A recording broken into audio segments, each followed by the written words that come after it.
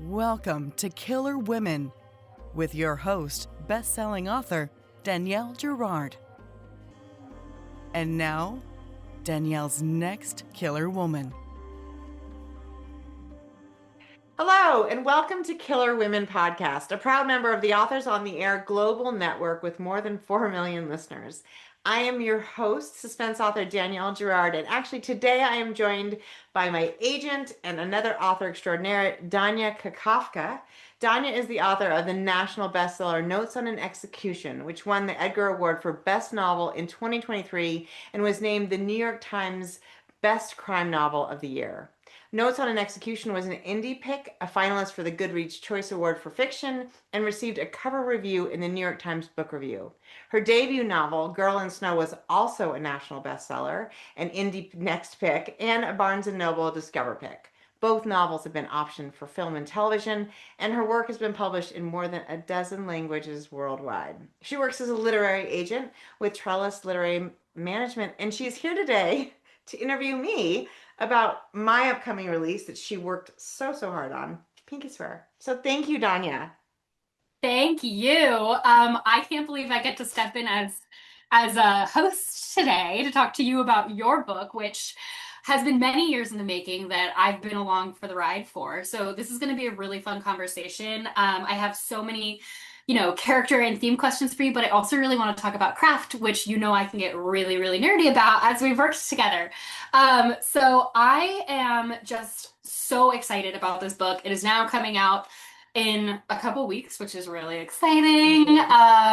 But we've been working together on it for many years. And as I was flipping through it to think about what we were going to talk about, I realized I hadn't read it in a while, and it was so exciting to dive back in. And especially because I read it, like 15 times, like 2 years ago. At least. It's like an old friend, right? So it was so exciting to go back in. And I thought maybe you could start by telling us a little bit about what the book is about, who our main characters are, what the premise is. So I'll let you just do your little spiel. Absolutely. Well, and Danya, really, like this book is a whole different book, I think, than the book that we started with. So, it's your baby as well. So Pinky Swear is a story of Lexi McNeil, who is in her late 30s, married to a man who has 2 older children, and she desperately wants a baby of her own, but she cannot get pregnant, stay pregnant. She has what they call idiopathic infertility, which just means there's no medical reason, she just can't have a baby. Her best friend from high school, there were 3 of them who were super close in high school, and one of the 3 died their senior year, and so they lost touch. She lost touch with her best friend Mara. But Mara reappears into her life. Lexi's living in Denver, and Mara shows up leaving an abusive marriage, and Lexi takes her in. The 2 feel close again, and Mara actually offers to be Lexi's surrogate, which seems like the perfect solution to her inability to have a baby and this desire, this thing she wants more than anything in the world. It all seems to be going swimmingly until 4 days before the baby is due, and Mara disappears. And so then Lexi has to figure out where is her baby, and and then she goes back to figure out what Mara's life has looked like for the last 16 years that they were out of touch. So there's also a little mystery about what actually happened when they were in high school as well, to their third friend, Kate. So you made this book very easy for me to pitch because that premise is just so good and so intriguing from the very first page. I'm wondering, was there a moment, likely before we started working together, when you really felt the spark or the beginning or the nucleus of this book? Was there a moment where you said like, ooh, interesting, what a question? Like, where did it really begin for you? So there's a scene in the book, which, is the scene. And that scene was in my brain. It's a scene about a pregnant woman. It was in my brain, like even years before Pinky Swear became what it was. And I wrote the book originally around that scene, with a law enforcement officer in the mix, because all my books and all the first 16 books were, featured an officer in the law of some sort. So I wrote it that way, and it didn't really work. The point of view character wasn't we weren't immersed enough in her world. And so then of course my life turned upside down, and people who've been listening to the show long enough know exactly what I'm talking about. And if you haven't, you can go almost anywhere and figure it out. But and I just thought, oh, interesting. So now this story feels like it has to be really personal, and it has to be a question of what does it feel like when you feel like you've been betrayed by the person who knows you the best, who loves you the most? And for Lexi, that relationship she had with Mara, especially I think after they lost Kate, it was the sense of that there have been these three girls who kind of raised each other. None of them had a family environment that was super supportive. And so I think I got to the point where, and this is like now I realize I'm like not really answering the question specifically, but basically I had this scene became more about that the mom of this baby rather than the woman who was actually pregnant. So it was the being the surrogate. So it was, what do you do when you realize you feel like you've been betrayed by somebody who you trusted so fully? And then on top of it, I think the question, it was just so appealing, right? The issue of like, she's going to lose a baby. She's lost a baby that she's never even met. The only thing she wanted in the whole world was her own child. And she was this close. And then it sort of disappears. And I just don't think, I mean, as a mother, as a mother, as a sister, as a daughter, we all know sort of, we get that like pit in our stomach of like, oh my God, that's horrible. And so it was just, after that, I was like, okay, how do I set this up? Because I knew what I wanted to do. And, as you know, I did it, like 9 or 12 times. Yes. I want to talk about the friendship between Lexi and Mara first. I'm so curious sort of how your experiences with friendship, with female friendship, with old friends, new friends, they have this sort of like magnetized friendship where they know each other so well, but also on such a deep level that they don't actually know the details of each other's current lives, right? Like you can know someone like a sister, but still not know what she's been up to for the last 10 years. And I think that is absolutely true, right? And that was what I gathered here. So can you talk a little bit about the trust between the two women? Yeah, and I think, I mean, so there's this idea that, first of all, when they were, getting to know each other, you're at that stage of life where, you really, those girlfriends, I think at least for young girls, those are sort of the pivotal, like crucial relationships. They're the people that like they're at school when you're getting bullied or, or dissed by a boy or whatever the things that are happening are. And they're those people that support you because, of course, your siblings are oftentimes, if you're close, even if you're close with them, there's an age gap, and I mean, even if you think about like what you're experiencing in seventh grade versus ninth grade, right? Like worlds apart. You can't compare them. Versus now, 2 years as a gap with a sibling seems like nothing at all. So I feel like those friendships become sort of your stabilizing force or destabilizing, depending on like the way the friendships work.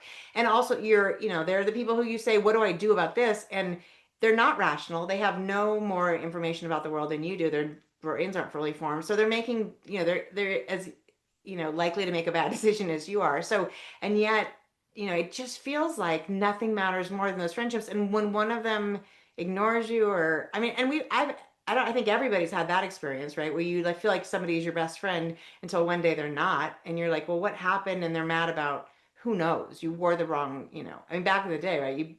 You wore the same jeans as them on the wrong day. I mean, it was so mercurial, and I didn't have friends like this. I had a sort of bigger group of friends, and we were sort of in and out. But I did have one really close friend.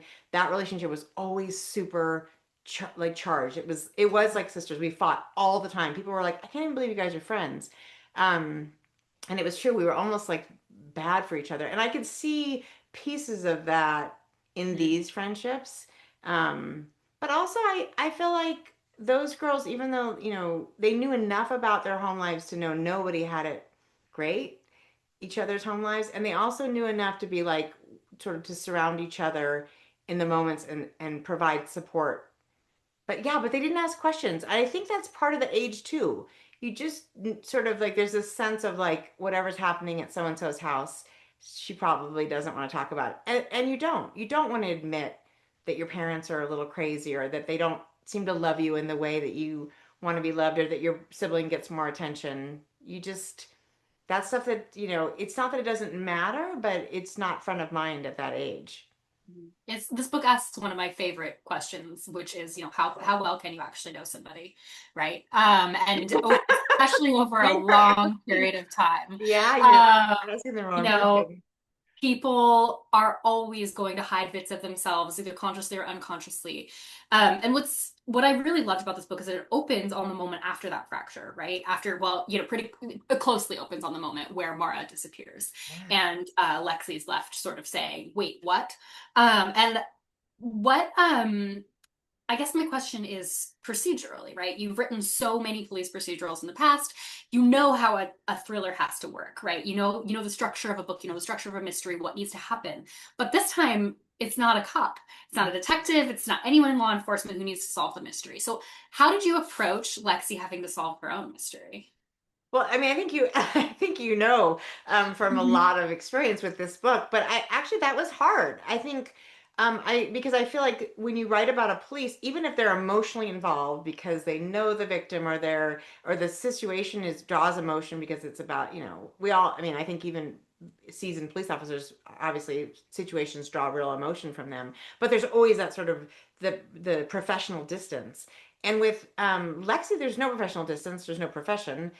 And I think I struggled with like how emotional she got because I think it was easy to have to feel like she was just gonna wallow in it, which I think is what I would have done I mean, as a human in the moment, I would have been like, oh my God, it's over, my life is over, and of course that's deeply dissatisfying to read from a character. So there are moments of that. There are moments where she sort of lets herself, or she sort of wallows a moment and then has to, but there's that also the sort of same momentum that you have in a police procedural, which is what the fuck are you going to do about it, right? Mhm. Like, okay, this horrible thing has happened. Now what's your, how do you fix it? What do you do? You got to go find the facts, You right? got it. You Yeah. have to uncover what needs to be uncovered and find the facts. Right. And so in that way, I mean, do you think of this book as a mystery? I think of it more, it's God, this whole like, is it a mystery? Is it a I suspense? know. My favorite space to live in. I I think there are elements of mystery in it. I really feel like it's more of a suspense. Well, I actually don't know, Danya. That's such like that. I feel like these questions get those terms get all messed up in my mind. But yes, there are elements of it where she's like, what? Because I think Lexi believes through the book that there's no way that the woman she knew and loved for all those years as a child and took in and supported through that what had happened to her in her marriage, there's no way that woman just like took off with my baby. There's no way. And yet, of course, you can say that in 1 minute and then see evidence and be like, oh my God, she did that, exactly that. She just took off with my baby. So there's, she has to figure out what to do. And so there were moments of it where it became a little bit like a police, in my mind it's similar, right? What does a lay person, what does a regular person do to solve a crime? You've got to sort of track what they can find, and there's little bits of evidence that Yeah. Marley, unknowingly, unwittingly, like we all would, and Lexi clings to every single little thing, even when some of them mean absolutely nothing. She just and she goes a little crazy. I mean, which I think I mean, I think that's also fair. This is her. I mean, it's her child. I think that's the interesting thing for me is like there's also this ticking time clock, which we know, right? Which is that in the day that Mara disappears, she's still pregnant. We know she's still pregnant. I mean, we assume she's still pregnant. But there is this idea that if Lexi doesn't find her, there's a chance she won't be pregnant anymore, and that means there's a chance that that baby will be somewhere totally else, right? Mhm. The stakes are could not be higher. The stakes literally could not be higher. And it was really fun to work with you on how to put those clues in, like where we were dropping little bits of evidence and little bits of, like adhering to the classic mystery structure in Yeah. some ways, right? Like, okay, this chapter needs to reveal this chapter needs to reveal that. But of course, underneath there are these larger human themes of family, redemption, friendship. Can you talk a little bit too about Lexi's home life, like both her parents and her marriage, and sort of what she wants from the world in terms of a family and relationships? Yeah, it's funny. So, Lexi is an only child, and she had her mother was pregnant, and a baby was stillborn, her brother, and I think that deeply traumatized her parents, understandably. And I think Lexi always felt like she was too much, like too needy, too emotional, too. So lives inside this kind of like. a little bit of a, confined, always feeling like she doesn't want to ask for too much. She doesn't want to rock the boat. And she marries an incredible man. He's actually, Henry's, I think, just really lovely. But he says to her, I don't want to have any more kids. And so she makes a decision to use a sperm donor. And, she's like, I really want to get, and I love Henry because he doesn't say, well, if you do that, we're done. Right. He's like, he's open to the fact that that's not what he wants, but he respects what she wants. And so I think, what she wants, of course, I mean, now she's like in her sort of, she's like 37 and she realizes this is her time. If she's going to have that baby, right? She sort of has to do it. And it feels like probably the biggest risk of her life, right? She kind of went to college and she then got out of college and had a job and met Henry. And she's really sort of just been carried along by a series of sort of safe choices, which would be all her parents would ever sort of have approved if they'd approved anything she did, which she didn't seem to ever feel that they did. And they're gone by the time the book starts. So I think, but I think she realizes at that age, and there is something that happens, I think, in your late 30s where you're like, whoa, this is like half of my like actively good life is here. I'm going to be 75 or 80, that things really slow down. So it's like, what do I want? And I think Lexi realizes that that's what she wants. And then she sort of goes after it in her own, with all she can in her own way. And I sort of proud of her for realizing what she wants and going for it. And then I think it just makes the stakes that much higher when she thinks she's going to lose it. Yeah.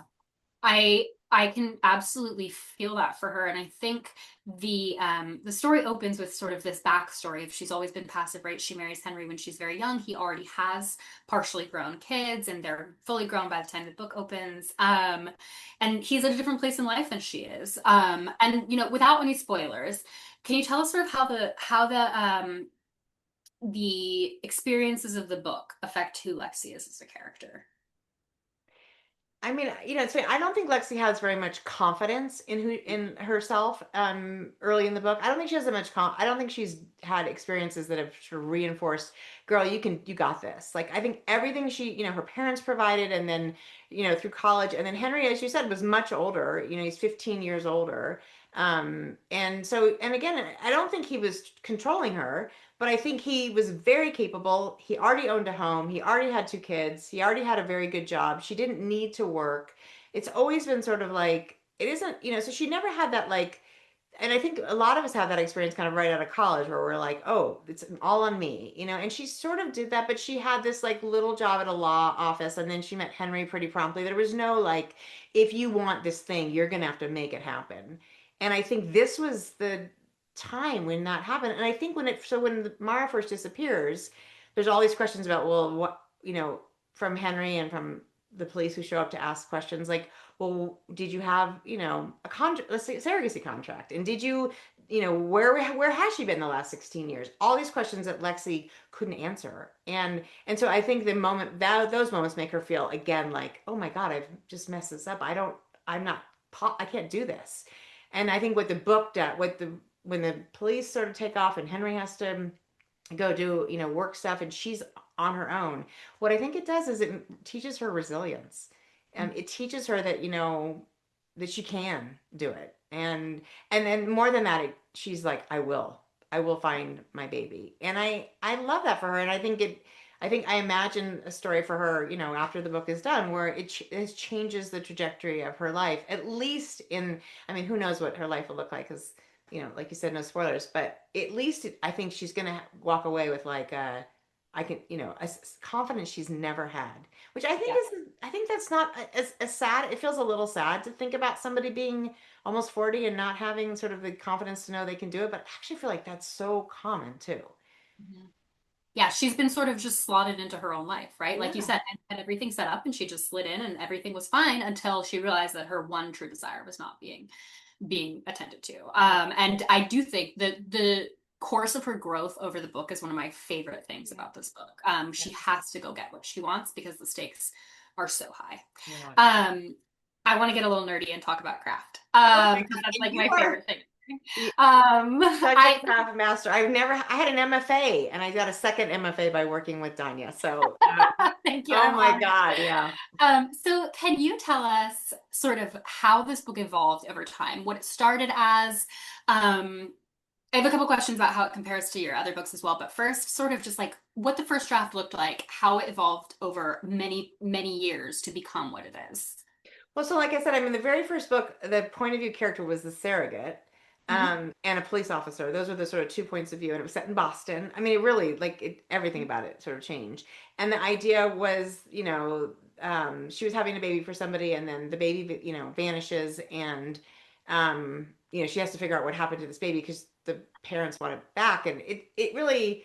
In hindsight, like it didn't really make sense the way that was set up. But I am a unfortunately not a plotter, not an outliner, not a, it just get in there and sort of write my way out of whatever. And that's, I've tried, and the more books I could do, the more I think, come on, figure out how to be a plotter. But now at least I write 100 pages and have somebody look at it really clearly but that when I wrote the whole thing and it clearly didn't work. And so then I set it aside and I did actually another two more books of the Badlands thriller series, Far Gone and Up Close. And then I came back to it with this sort of new idea. And I mean, when I first wrote it again, it was one point of view, right? It was only Lexi.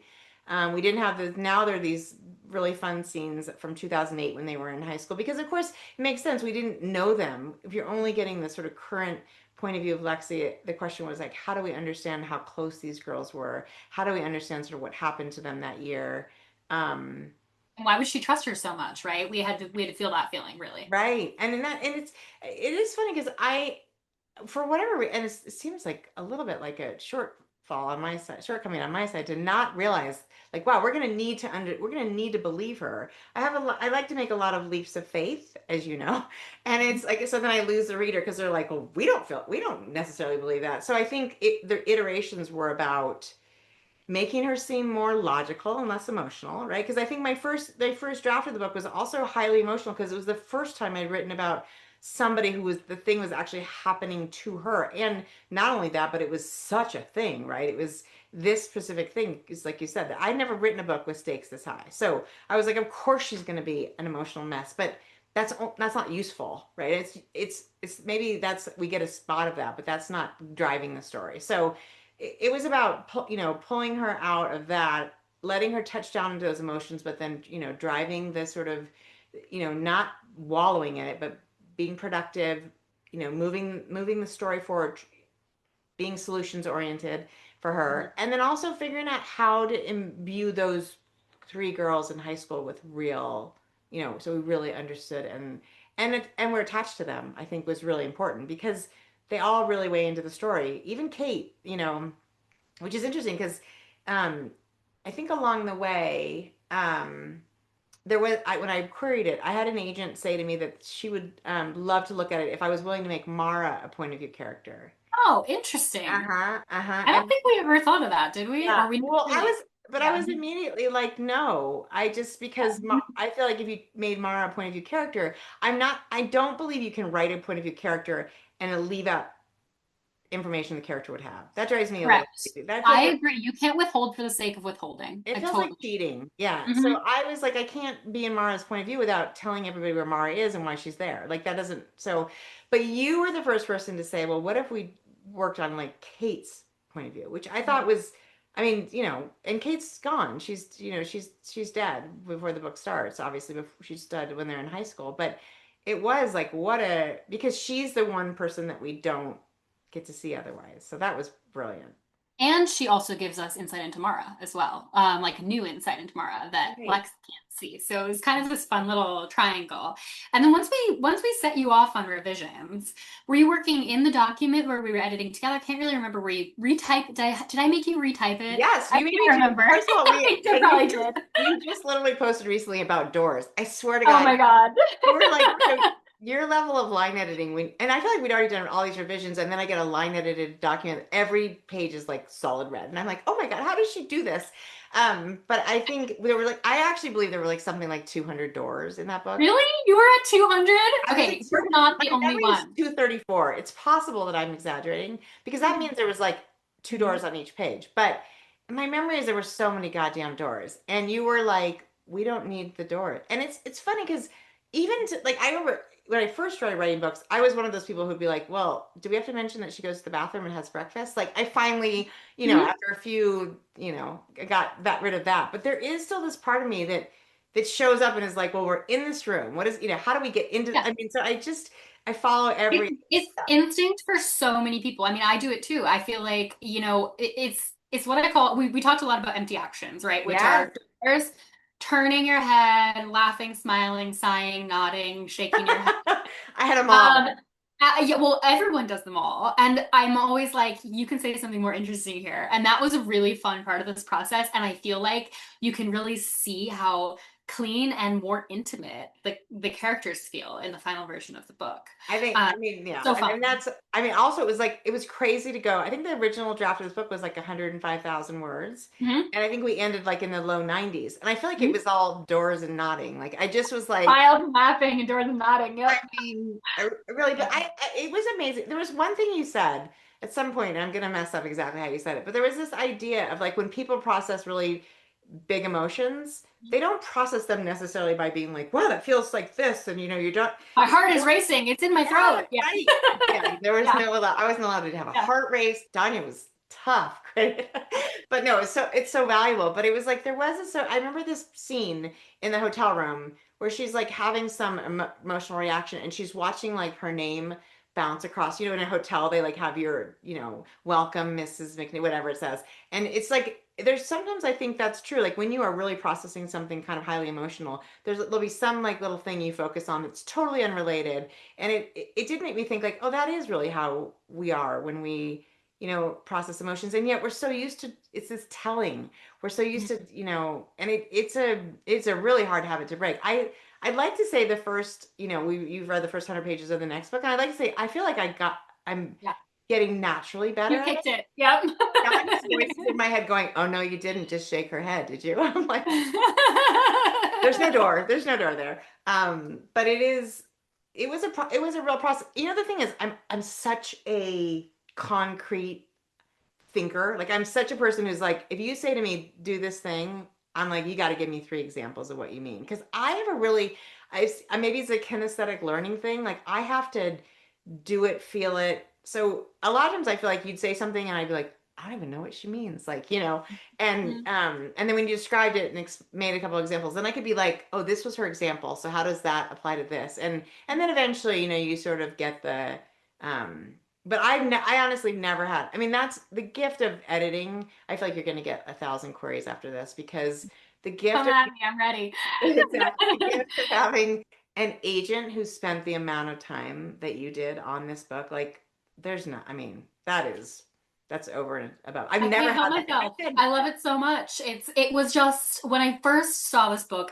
I felt the emotional stakes and I saw the plot, I saw the structure and was just like, I know exactly what this is and we gotta do it. And it was such a satisfying experience to do with you. And then to find the right publisher for it, Mm, and to sort of have an amazing editorial experience with them and then have this really exciting publicity tour lined up. It's just all been pretty magical. it's Uh, been, yeah, such a joy. yeah. Such a joy. Yeah. So my like kind of final question is, this is a departure for you from your procedurals in the past. Yeah. Did it feel different for you to write? Does it feel different for you to talk about? And sort of how does that look for you? You've been writing for so long and you have so many books, yet this one has taken a little turn.